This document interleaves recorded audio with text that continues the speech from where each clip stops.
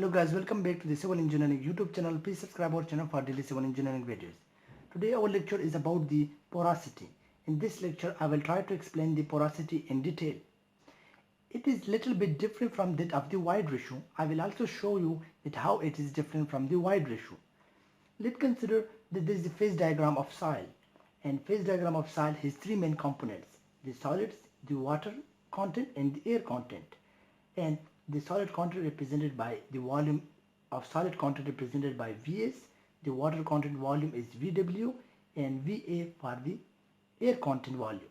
And the total volume of the solid soil mass is V, while the wide content of this soil mass represented by Vv, which is the combination of the volume of the air and volume of the water, and it is the volume of the wides, which contains both the water and air.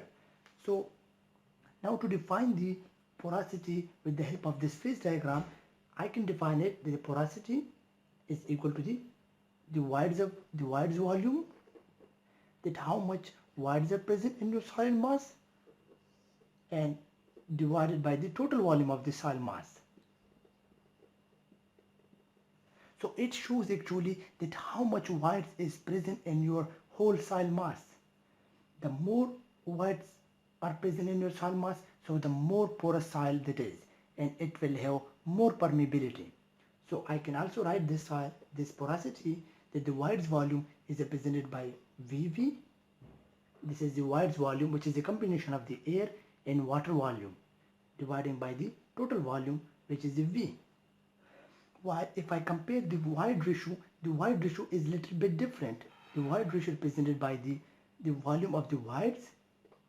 The same is the porosity, but it is in the denominator it is the volume of the solids, only dividing by this. While in the case of porosity, we divide by the whole volume of the soil. In case of the wide ratio, we divide just by the volume of the solids.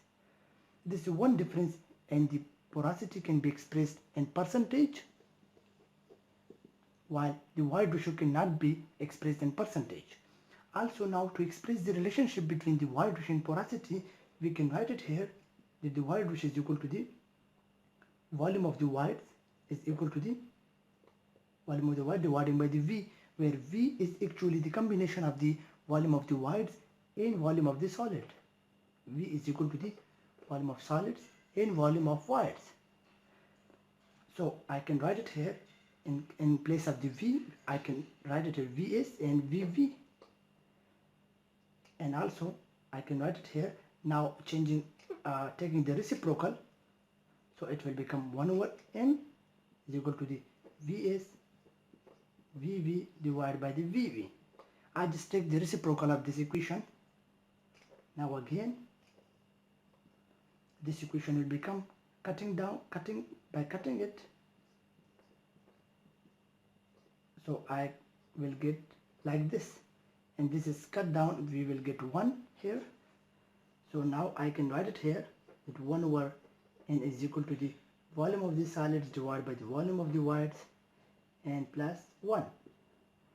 Now you can see here that this value is actually the porosity. You can see here it is the volume of the wides divided by the volume of the solids. In this case it is the volume of the solids to the volume of the wides, so this is the reciprocal of this E. So it means 1 over n is equal to the 1 over E plus 1.